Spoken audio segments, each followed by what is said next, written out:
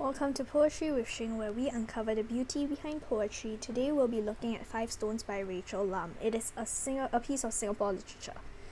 There was a mountain, they say, shattered into stone. Little girls could only hold 5 in their hands when they wanted to play. Keep them for your children. And these remnants in pockets kept for another day remind them of hopscotch and marbles and spinning tops that curved up their lips when they wept. Keep them for your children. The hiding and seeking, the fire and ice, the spirits that shattered the mountain to stone. Watch kites thread the air and fighting fish fight, second by second paying the price. Keep them for your children. Sew beans into pretty bags the way little girls did. Dress them in scented pouches, like rubber seeds or dolls. Keep these remnants, if you may. Keep them for your children. My little girl, I am growing old. It is your turn to tell stories of shattered mountains and pockets full of stones. Promise me this when my hands are cold. Keep them for your children. Okay, so we'll be starting with the poetry analysis now. So first, Five Stones is actually a traditional game that is played amongst children in Singapore. So it essentially is a game where you try and throw up a few of stones, but these are actually not stones. I think it's like sand or red beans or green beans placed in a cloth pouch and sewn together. So it's a game where you throw some of the pouches up and you try to catch them. Something like that. So firstly, in the first stanza, there once was a mountain, they say. So there's this symbol of a mountain. So we think about what it means, so the connotations of what it means. And it's shattered into stone. So the little girls could only hold 5 in their hands, which is the 5 stones idea. Which actually goes back to this idea of it being a folk tale or like some kind of generational some kind of story that is passed down the generations. And we see the first appearance of this sentence, keep them for your children. So we ask ourselves, so what is this them? And you realize it's a full stop here.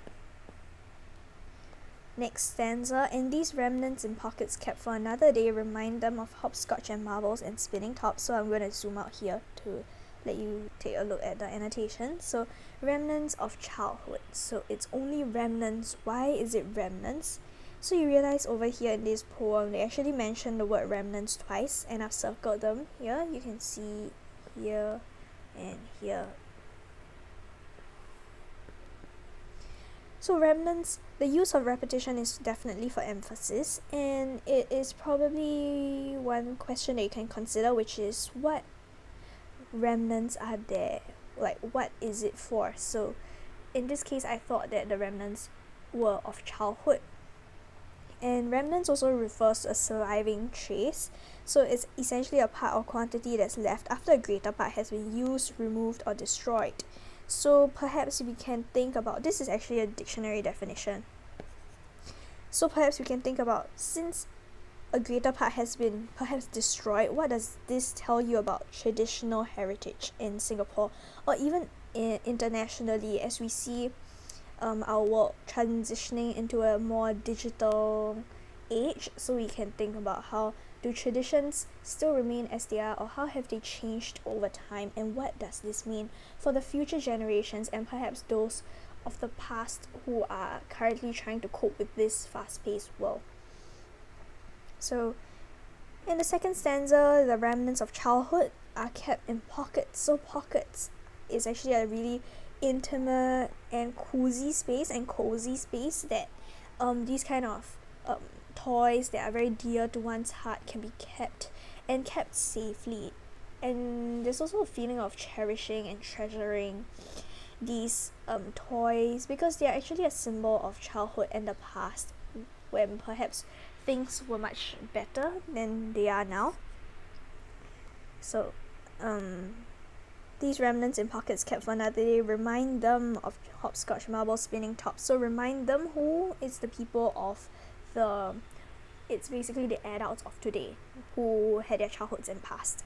So they remind them of their childhood. Hopscotch marbles and spinning tops, they are actually traditional childhood games for children, which we don't really see today because everybody's rather occupied with their mobile devices. So the remnants, the memories, the remnants of childhood could exist maybe perhaps also in memories. So the memories of these just childhood enjoyments curve up their lips. So it's just an image for a smile.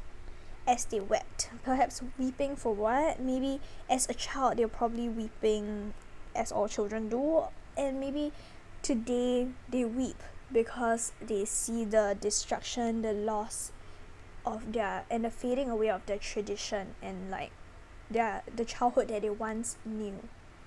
Because nowadays children's childhoods are not exactly the same as in the past, and times are always changing, so they might be weeping for the lost time, the lost past. Keep them for your children is repeated again here, but you see it's a colon. So you ask yourself, why this punctuation? So one key technique that the poet also uses is punctuation as well. The hiding and seeking the fire and ice, the spirits that shattered the mountain to stone. So you realize here there's mention of the mountain again, is the folklore. So hiding and seeking fire and ice, these are all games, because hide and seek and ice and freeze. And the spirits that shattered the mountain to stone, it's once again the folklore, or like the tale that's been told to a lot of the children in the past. Watch kites thread the air and fighting fish fight. So I want to point out something here. It's alliteration. Does it add more rhythm or repetition? What is the purpose of it? So you can think about that. And watch kites thread the air. Nowadays kiting is quite rare because we have a lot of tall buildings here in Singapore, so we don't really get a lot of open spaces to fly our kites, but there definitely are still spaces. And as previously mentioned, with more people getting occupied with their mobile devices, kite flying is not exactly the most enjoyable pursuit to them already. Second by second paying the price. So what is the price? Could it be something deeper than just fish paying the price by fighting and children who own the fish paying the price? Keep them for your children, again comma, so the punctuation why do they use these punctuations? Sew beans into pretty bags the way little girls did. This is essentially just talking about how they make the 5 stones. Keep these remnants, again you see the word remnants, which I covered just now already. If you may, keep them for your children. Then it comes over here to my little girl, so she's actually addressing someone, probably her daughter. So she's growing old, so it's her turn to tell the stories, and it's her turn to just pass on the tradition. So essentially, the speaker perhaps hopes that these traditions and a part of our culture and heritage will be passed down to the future generations. And she's trying to, it's actually, I feel here it ends with a plea for her child, or just the next generation in general, to just keep the heritage and tradition for their children, for the future generations. So yeah, that's my take on the poem, and today we did 5 Stones by Rachael. If you have any other poem that you would like to be analysed, please comment the poem and poet in the comments below.